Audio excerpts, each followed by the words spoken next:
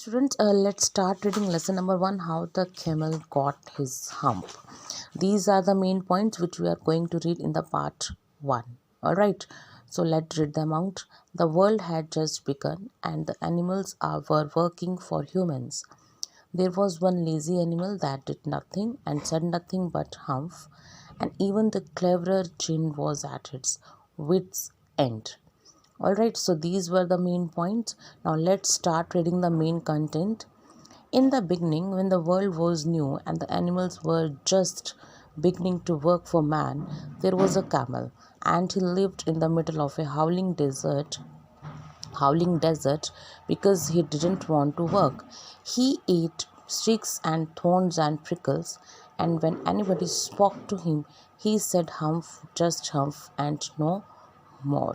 So let's start getting the meaning first. Number 1 is here this word howling desert means a desert where you hear howling noises of both animals and the wind. All right, and the next one is thorns, which means sharp pointed woody projection on the stem or the part of a plant. I think everybody knows what is the meaning of thorns because you have seen them, right? Next is prickles, a short pointed outgrowth on the bark or epidermis of a plant, a small thorn, right? Thorns and prickles meanings are same, but I think there is a difference between their sizes. All right. So, when the world had just begun and the animals had just started working for humans, there was one lazy camel who did nothing and said nothing except humph. Only one word was there, that is humph. Whenever anybody spoke to him, whenever anybody spoke to him, he used to say only one word, that was humph. He lived in the middle of a howling desert because he had no intention of working. He was very lazy. He fed himself on sticks, thorns, and prickles. Whatever he found around him, he used to eat them only, and only one word he used to speak, that is humph. All right. Presently, the horse came to him on Monday morning with a saddle on his back and said, Camel or camel, come out and trot like the rest of us. All right. So what happened?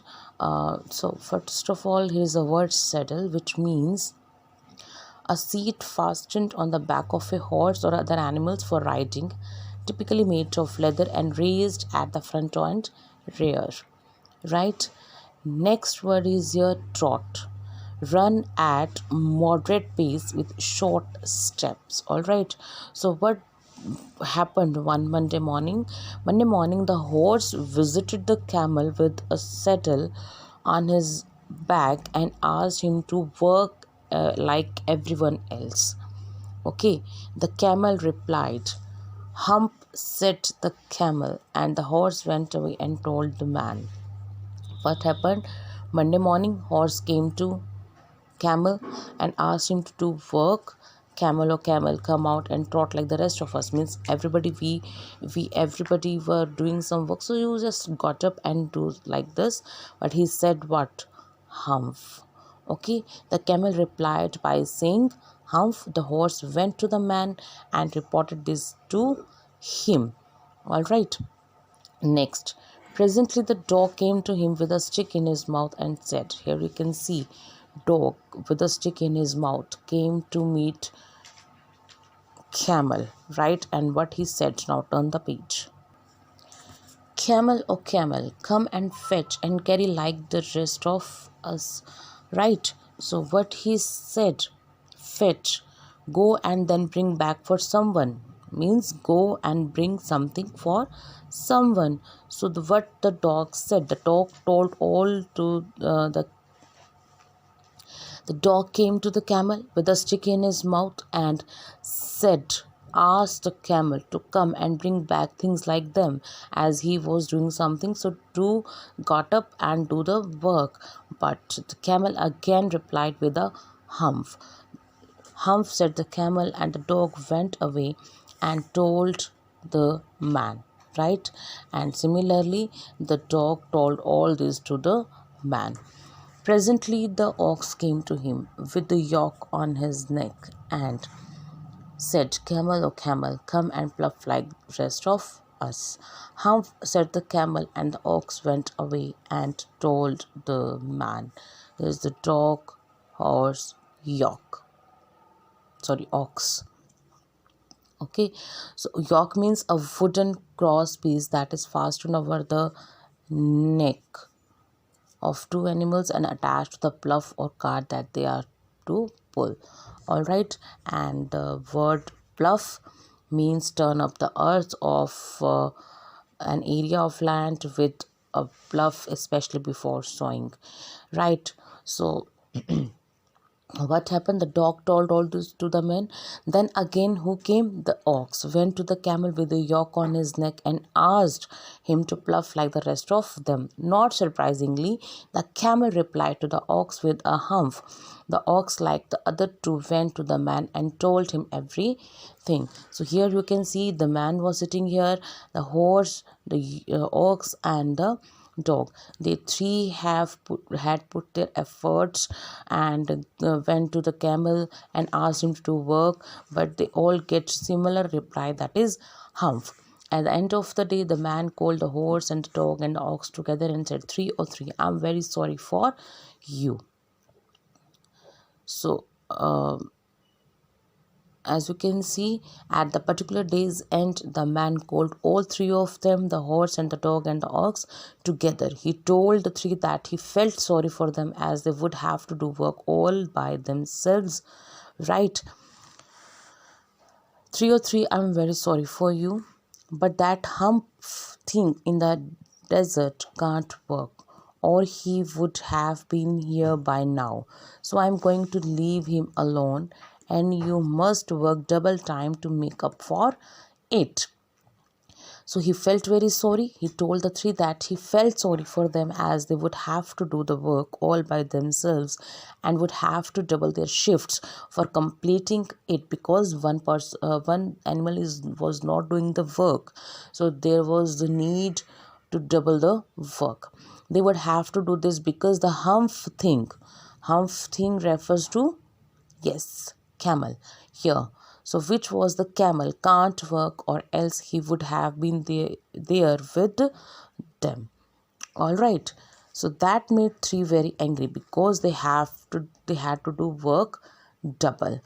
So that made three very angry, and they had a panchayat on the edge of the desert, and the camel came chewing cud and laughed at them. Then he said humph and went away again. So as they felt very bad, so they held a panchayat means a council, right? Cud, partly digested food returned from the first stomach of ruminants of the to the mouth for further chewing. All right. So what happened? Upon hearing that they would have to work double time, the three got annoyed. They conducted a panchayat on the border of the desert. Only then the camel arrived chewing cud. He made fun of the three, said his regular hump and left. He laughed, he made fun and left the place. Presently there came along the jinn who was in the charge of all deserts, rolling in a cloud of dust. Jinn, right? You will pronounce this word jinn. D is silent here, right? And I think everybody knows what is the meaning of jinn. Okay, so what happened? The very next moment, as the camel left the place, the jinn of all deserts arriving, rolling in the cloud of. So on page number 3, jinn of all deserts, said the horse, is it right for anyone to be idle? Certainly not, said the jinn. Well, said the horse, there's a thing in the middle of your desert with a long neck and long legs, and he hasn't done a stroke of work since Monday morning. He won't trot. Phew, said the jinn, whistling. That's my camel. What does he say about it? He says humph, and he won't bluff, said the ox.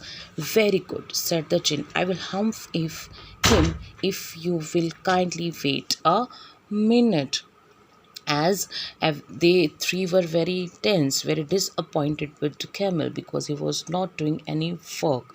So the jinn appeared. The horse asked, first of all, horse asked the jinn if it was okay for someone to spend all their time doing nothing. The jinn said it was not right. The horse further gave him a description of the camel and told him that a creature with a tall neck, right, and long legs, who lives in the center of the desert, had not done work since Monday morning. He hadn't done any work. Next, ox, what he said. Okay, um, the jinn was quite surprised, right, because he knew it was his camel. So the jinn was quite surprised on hearing this and told the three that he knew the camel, and he asked them about his attitude towards work. What he said, the ox told him that he didn't even bluff and only said humph. Right, what he said humph only. Right, whenever they go and talk to him, whenever they three went to Camel and talked to him about what? Yes, to work, he said humph. The jinn understood and took the situation in his hand and asked the three to wait till he handled the camel. As they three were in the meeting and they wanted to decide something about the camel, then jinn appeared there, right, and he asked them about the camel. They all give their different opinions and description of camel. Then what he said that he would talk to camel and he would treat him accordingly because he was not doing any work. And he said it the camel was his person also, means as they three of them his a part of his desert. Similarly, camel was also the part, so he would take care and he would ask from camel what was the thing. So he took all the situation in his hand and told them to just take care of yourself and he would take care of camel.